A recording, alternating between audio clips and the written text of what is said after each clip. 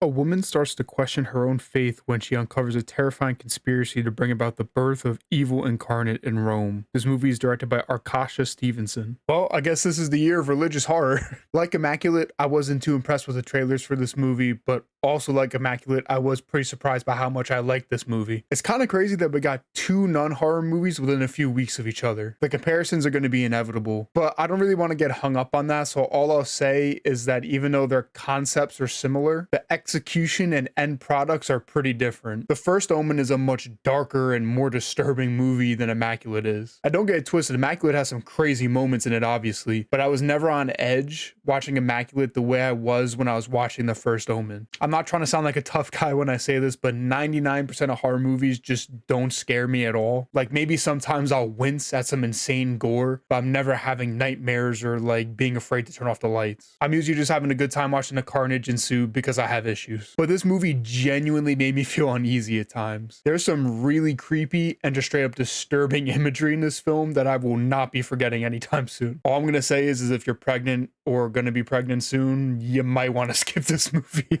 And even if you're not, it may make you reconsider some things. There's a lot of trippy sequences that have great lighting and editing that also have a lot of not pleasant images in there, on top of some just shocking shots that are just randomly thrown in there. There's a great sequence in a dark room that plays with shadows that's pretty fucking creepy. It's the fastest I've gone for a light switch in a long time when I got home from the theater. I think the gore is used very well here. There's not a ton and it's not insane, but it's more semi-realistic and grounded, which worked really well for me. I definitely squirmed a couple times. The cinematography overall is just incredible. There's so many great shots and the vibe of this movie is just amazing. It's shot like a horror movie from the 70s that reminded me of the original Omen and even The Exorcist at times. The color grading also felt very 70s and I do a lot of fun stuff with the camera movements and editing. The film is set in Italy, so there's a lot of beautiful scenery contrasted with the not so beautiful scenery, and it just really works. The score is handled very interestingly here too. I feel like it's not too memorable or present in like the first half of the movie, but eventually really starts making his presence known and it just fucking slaps. There's some really creepy and epic music that just adds to the amazing vibes. Nell Tiger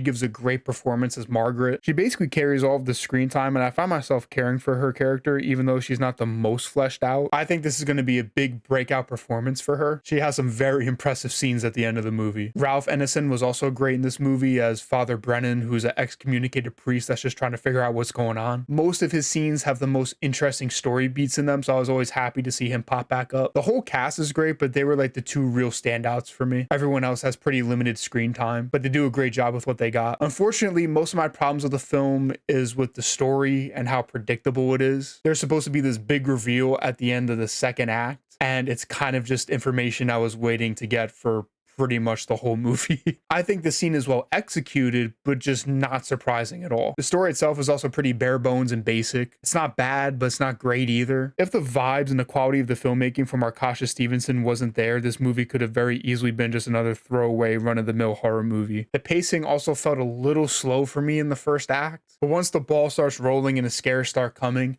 it takes off and it doesn't look back. I will say though, I think there's a lot of little details and breadcrumbs to follow throughout the movie that'll make rewatches just more interesting and rewarding. But overall, I had a great time with The First Omen. I actually found this movie disturbing, which made up for some of the pacing and narrative issues I had. The movie's a technical masterpiece with amazing style, atmosphere, scares, and performances. This was a great prequel, and I can't wait to see what Arkasha does next. The First Omen is clocking in at a 90% on the Bravo barometer. I almost never genuinely get creeped out when I'm watching horror movies, so the fact that this movie actually did creep me out really impressed me. I was pretty blown away leaving the theater, and I think this is a movie that's rating could definitely go up on a rewatch because I was pretty overwhelmed walking out of this movie. If you're a horror fan, you definitely need to check this out, especially if you're a fan of the original Omen movie. I've only seen it once, but it makes me want to go back and rewatch that movie again. But those are just my opinions. Let me know what you thought of the movie and my review in the comments below. And don't forget to like and subscribe for more reviews and streams coming very, very soon. And as always, I appreciate you for tuning in. I hope you have a great rest of your day, and I'll catch you in the next one. Peace out, everybody.